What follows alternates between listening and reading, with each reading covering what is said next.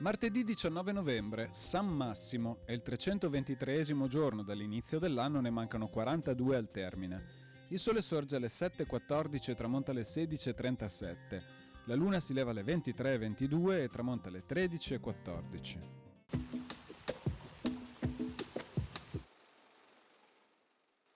Giornata di freddo eccezionale. La neve ed il freddo accompagneranno i veneziani per i mesi di novembre e dicembre e sulla laguna gelata si potrà transitare a piedi fino alla terraferma.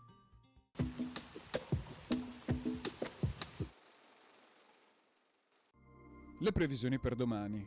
Nella prima parte di giornata cielo molto nuvoloso o coperto con precipitazioni modeste, inizialmente estese ma in diradamento col passare delle ore, con quota neve a 1400-1600 metri. Tra il pomeriggio e la sera precipitazioni assenti e parziale diminuzione della nuvolosità con delle nebbie sulla pianura dopo il tramonto. Temperature stazionarie fino al primo mattino, in aumento di giorno, in calo di sera con minime nelle ultime ore.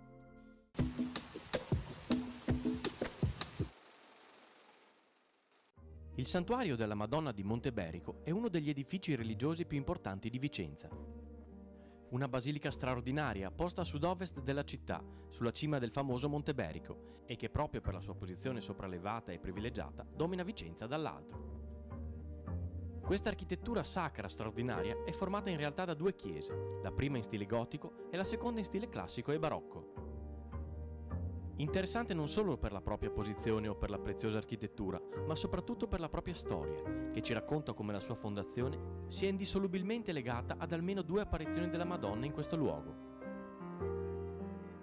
E infatti si tramanda che fu proprio la Madonna a chiedere la costruzione di una chiesa in suo onore. Era circa il 1424 e per onorare il volere della Beata Vergine la prima chiesetta fu costruita in soli 3 mesi, per poi essere ampliata nel 500 per mano dell'architetto Palladio. Eppure il monumentale tempio sacro che oggi ci è concesso di ammirare non è in realtà la stessa chiesa ampliata da Palladio nel 500, ma bensì un santuario eretto attorno al 700 su disegno di Carlo Borella, dopo che la prima chiesa era stata abbattuta. La prima chiesa costruita è dunque quella gotica, che venne restaurata e incorporata all'inizio del Settecento nel santuario mariano.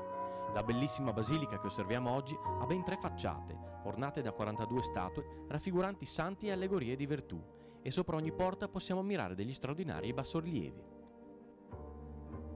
Il campanile originale, opera dell'architetto vicentino Antonio Piovene, resistette dal 1825 al 1852. E proprio del 1821 sono le 15 campane a tutt'oggi suonate, seguendo una particolare tecnica detta alla veronese. Oggi la Madonna di Monteberico è il massimo patrono della città di Vicenza e della sua diocesi.